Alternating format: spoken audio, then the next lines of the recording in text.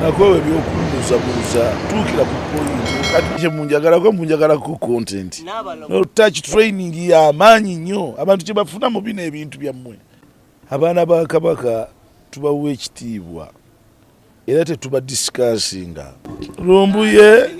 lumbuye saagala mu discussinga ko yagwe eddalu.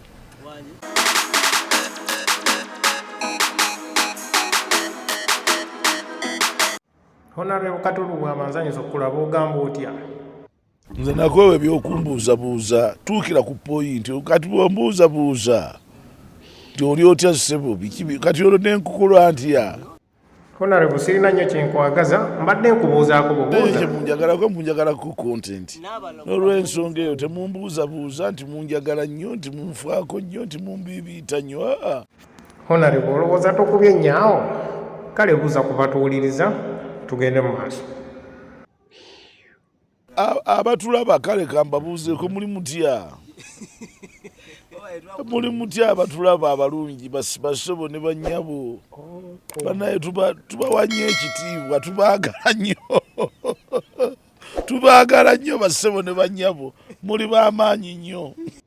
Kyokka Uncle Lubwama ngubabuuzaako okuddaala obadde oyagala nfukamira neewalule olw'okuba mbuuza ku balabi kiki ennyo bo tebafunamu temutumanyiira. Honorable juzi wano baakulaba ng'oyambadde ng'omutunzi w'emmumbwa buli omu n'atamanya kiki tubuulire kyava ku ki? Ekintu ekyo eky'emmumbwa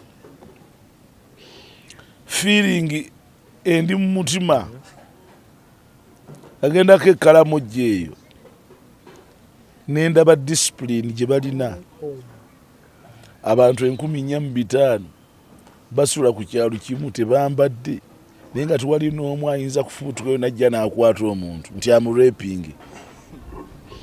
Kati that discipline Uganda bwefuna discipline eyo of togetherness ng'abantu bali wamu naye nga buli omu arespectinga munne yo discipline tebangawo mu Uganda bana. Otyo bw'oyogedde ku discipline n'onzijukiza wamma oyogera ki ku bigambo ebigambibwa nti Tamale mirundi yavoola kabaka wa Buganda mu interview emu gye buvuddeko emabegaawo ate n'asalawo nti tajja kwetonda. Bintu bya maama Nnaabagereka biri private naye okumanyiira kw'Abaganda mwagala mu bitambuze wonna. Ffe ng'Abaganda abaana ba Kabaka tubawa ekitiibwa era tetuba discussinga. We don't discuss them. That is part of our culture of keeping secrets naddala ezikwatagana ne famire ya Kabaka. Ebyama tulina obikuuma ne tubyongerayo waliwo n'ebirala bingi bye mutajja kumanya ate bye mutalimanya okujjako the inner circle y'Obwakabaka naffe bannanyini Bwakabaka.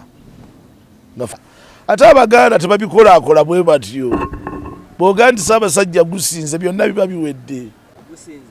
Gusinze ayi Ssaabasajja beene mukama wange Salambwa Mpologoma Kamwaka anti Abaganda buli kyotya ky'omuyita.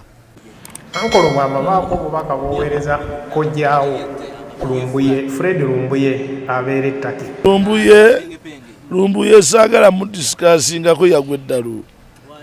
Lumbuye yagwe eddalu a long time era nze neewuunya abantu basekadaama abaani n'abalala nammwe abagenda ne mugamba nsimanya teacher kale omuntu abasomesa nti obulalu omuntu ogwayonoonekera ddala completely is my uncle.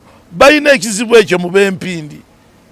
Ab'empindi batera okugwa eddalu bakojja bange tulina ebintu byaffe bakojja bange batasamiranga biri mu mpindi naye bwe ntunuulira Lumbuye bwe nti nendaba a real mad person mad ne bu speed egyeyogera kati mutandise okujja kati omuntu n'otandika no preparing abantu ng'ogenda balimba bulimbi ate kigula lugi n'obalimba from Monday up to Sunday kale tuwali wa cautioningako my uncle I'm cautioning you now eddalu lisuse nywa amakerenda wagalekebwa gavaako kojja kikola bubi nnyo kojja dda ku makerenda.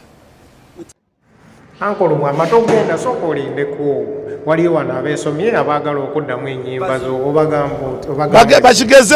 bakigezeeko njabasibya mu toyireti eno ey'enkoma njabasula mu toyireti y'enkoma agezaako okuddamu oluyimba lwange saagala bayimbe ezaabwe nze sirina nnyimba kale kanjogera ekikusanyusa dimintirya lubi nnyo temuluddamu mugende mulya banyammwe